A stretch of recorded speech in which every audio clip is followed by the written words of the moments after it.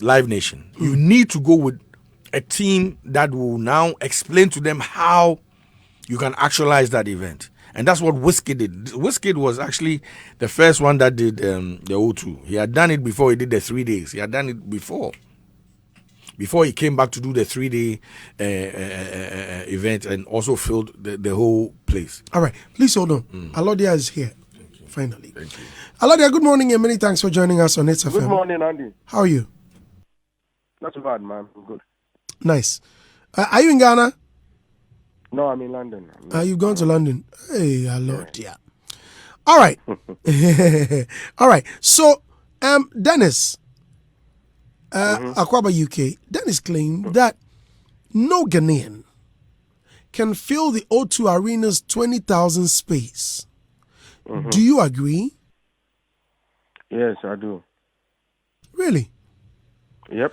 Is it because our musicians are not that good or they are not popular enough to drive that space?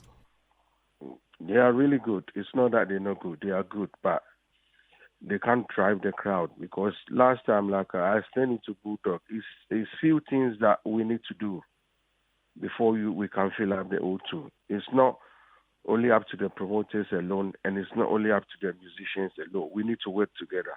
Okay, so you mentioned there are a few things we need to do. Like what? Yeah. Okay, we've been seeing Whiskey and Bernabo and all these people are doing filling the O2 up, yeah? It didn't just happen just like that. They started from small venues, and they built their way to where they are today. You understand? Let's say you call an artist from Ghana and say, I'm doing events. If it's not the O2, it's not coming. And I can give you one scenario. I remember when Kaki was on top, I was calling Kaki's manager, let's do Kaki. He said, listen, if it's not O2 Indigo, I'm not coming. And she managed to get event at O2 Indigo.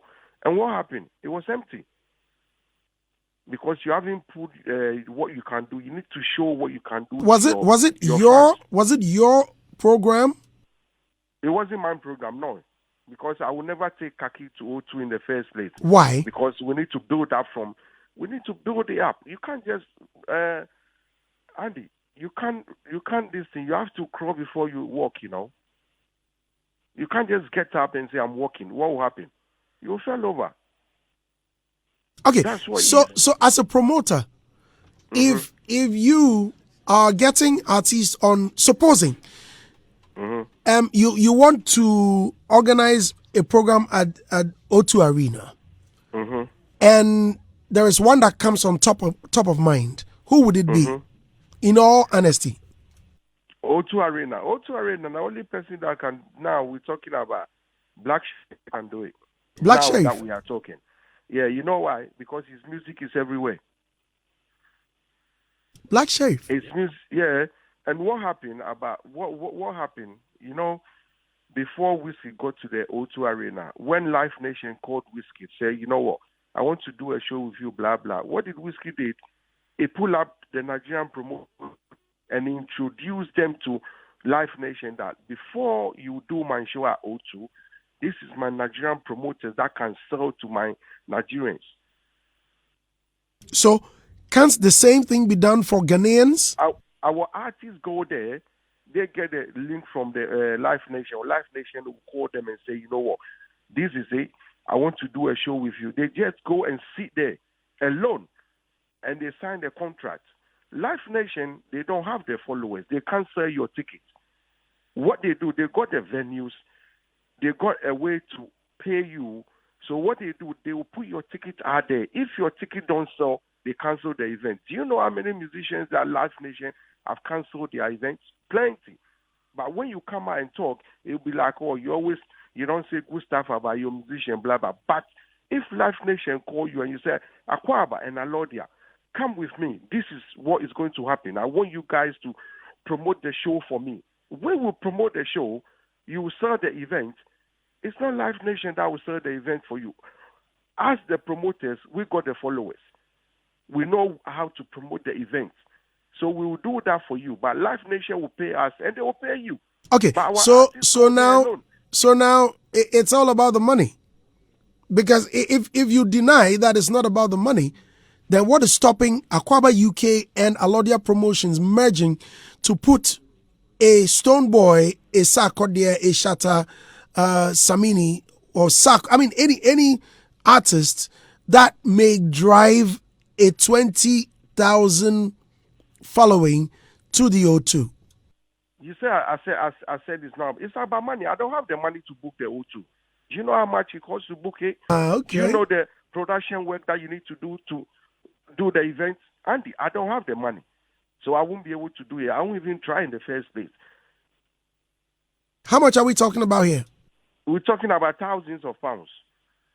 It could be up to about 300, 400,000. Wow. To do the event. That's how much it costs. Do I have the money? I don't have it. Live Nation that do this event, yeah, they got the money. The venue belongs to them.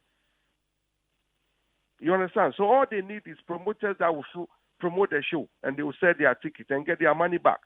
So if Live Nation pull you a Bristol O2 and you can't sell, why would Live Nation take you to O2 Academy? Do you think Whiskey and all these people, they haven't done? They've done Indigo, they've done O2 Academy, they've done Kentish Town, they've done all these places before Live Nation say, you know what? You've sold the Bristol O2, it's about 5,000. You sold it. You sold 10,000 venues. So now let's go to the 20,000. But if our artists cannot sell even 3,000, why do you think they will take them to the 20,000 venue? They won't. Because when they go there, Live Nation call them. We push them for them to get where they are now, for Live Nation to see them. When they call them, they go alone and sign the contract. Live Nation won't be able to sell your tickets, period.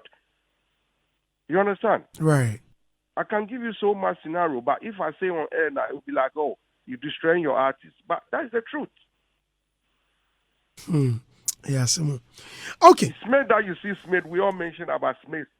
You think it's Smith that just went to Live Nation? It's Nigerian artists that introduced Smith to Live Nation. That's how it is. But ask them, did they do that? They don't. I spoke to one of the artists and I said, listen, if you don't do this, your show will be cancelled. Before he went and I think he had a conversation with Live Nation, and Live Nation emailed me and emailed Dennis that, you know what, this is blah, blah, blah. And we push it, and the events was good. But everybody thought it was Smith. It wasn't Smith. It was us. I'm Eugene and Kitty event at O2 Arena. It wasn't Smith. It was us. You understand? But people don't know that. They think Smith cannot sell a Ghanaian, like he cannot sell a Ghanaian artist. Somebody like Shatta Stoneboy, Smith cannot do it because he doesn't have the Ghanaian followers. Simple. All right. Well spoken and well explained. All right. So before I let you go, when is the Ghana Music Awards UK? It's 29th of October, which is 2 weeks time. Oh wow! How prepared are you?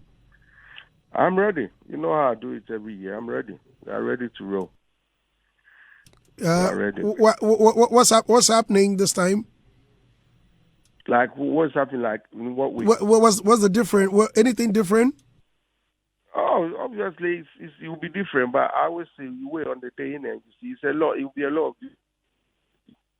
You always have to move forward. You can't do the same thing that you did last year. So that's right. Then there's a lot of stuff that will happen on the day. Where is it happening? In East London, Royal Regency. Why do you keep changing? Sorry? Why do you keep changing the venues? I didn't change. It's the same place that we had it last year. Oh, last year. Okay, right. Yeah, okay. Yeah. Right. Thank you very much for talking to us. In due time, we'll call you and talk about the event itself. Nice one, Andy. Thank you very much. You're most welcome. Big up to all you and your panelists. Right. Thank you. All right, listeners.